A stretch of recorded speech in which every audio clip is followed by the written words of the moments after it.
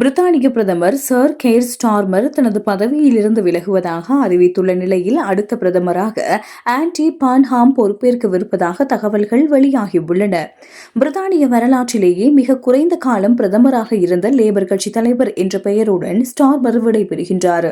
மேக்கஃபீல்டு இடைத்தேர்தலில் மாபெரும் வெற்றி பெற்ற ஆன்டி பர்ன்ஹாம் எவ்வித எதிர்ப்புமின்றி லேபர் கட்சியின் தலைவராகவும் நாட்டின் அடுத்த பிரதமராகவும் விரைவில் பதவியேற்க உள்ளதாக பிரித்தானிய ஊடகங்கள் சுட்டிக்காட்டுகின்றன. பிரித்தானியாவின் பிற பிராந்தியங்களுக்கு பில்லியன் கணக்கான பொது நிதியை திருப்பிவிடும் நோக்கில் ஆன்டி பர்ன்ஹாம் லண்டனுக்கு எதிரான கொள்கைகளை கொண்டுவரக்கூடும் என்ற அச்சம் எழுந்துள்ளது. இதனால் லண்டன் நகருக்கான முதலீடுகளை முடக்க வேண்டாம் என்று London mayor sir Sadiq Khan புதிய பிரதமராக வரவிருக்கும் பர்ன்ஹாமுக்கு அவசர எச்சரிக்கை விடுத்துள்ளார். தலைநகரின் வளர்ச்சியே ஒட்டுமொத்த நாட்டின் பொருளாதாரத்திற்கும் நன்மை பயக்கும் என்பதை அவர் சுட்டிக்காட்டியுள்ளார்.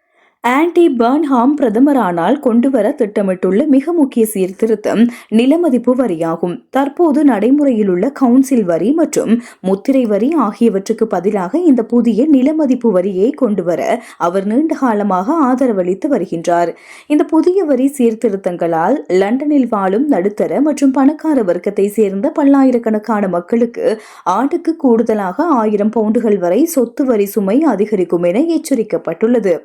அதேவேளை நாட்டின் மிக ஏழ்மையான 10% மக்களுக்கு இந்த மாற்றத்தால் ஆண்டுக்கு சராசரியாக 451 பவுண்டுகள் லாபம் கிடைக்கும் என்றும் இதில் லண்டனின் பின்தங்கிய பகுதி மக்களும் அடங்குவர் என்றும் பொருளாதார ஆய்வாளர்கள் தெரிவித்துள்ளனர்.